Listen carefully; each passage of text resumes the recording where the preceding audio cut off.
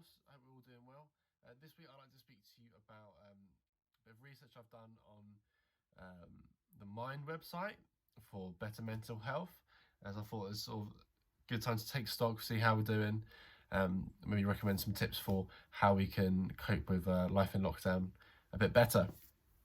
First, and I'm going to go through a list of these. Hopefully I'll put them up here alongside the screen so that we can see them too. Number one, find ways to connect with others and share experiences. One of the biggest difference about your or our experience at the moment is that we're interacting with people less. And for teachers and students who interact with over 100 different people each day, that's a big change. So find ways that you can do that, whether that is online, and I'm talking about social opportunities, not just chatting to people in your lessons, like purposely seeing friends through video calls, or maybe it's just making an effort to get out your bedroom, go in the front room and speak to your family more often. But try and connect with others as much as you can. This is a good one. Adapt your routine for winter. Now, last lockdown that we had was during the summer, so you could get out of the house a fair bit. If you had a garden, you're probably in that a lot of the time. Trying to find opportunities to do different sport and exercise if you're feeling up to it. This time around, people are more inclined to stay at home, so try and find ways that you can get around that. Maybe take a regular walk, even if you're not doing your full exercise. Maybe still spend some time in the garden, even if it's cold. Just wrap up. Open some windows, get some fresh air now and again. Don't just stay in and stay stuffy all the time.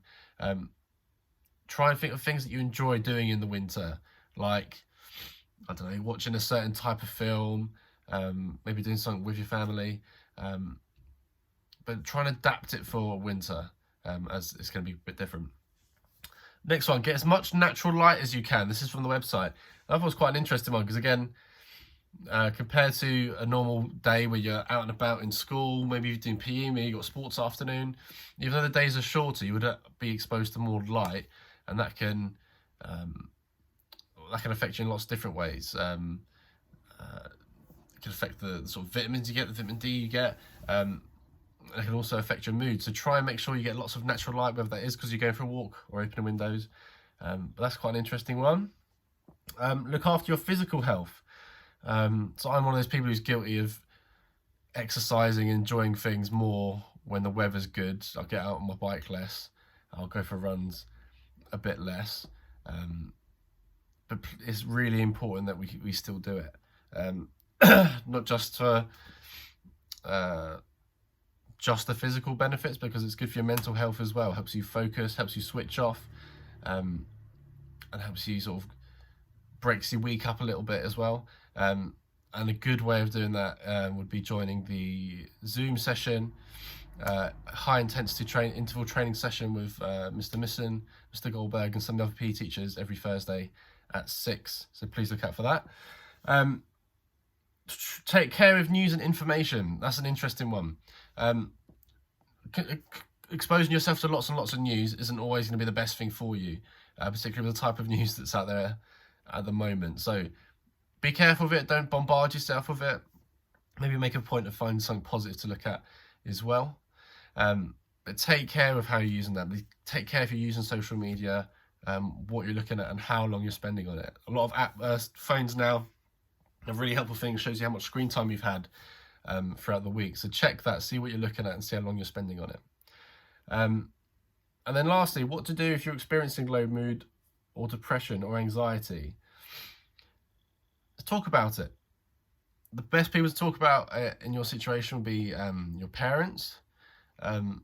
You've got your form tutors that at the end of an email, or you might want to hang on and speak to them in the mornings as well. But please make sure you talk about it. There's also lots of really helpful websites out there.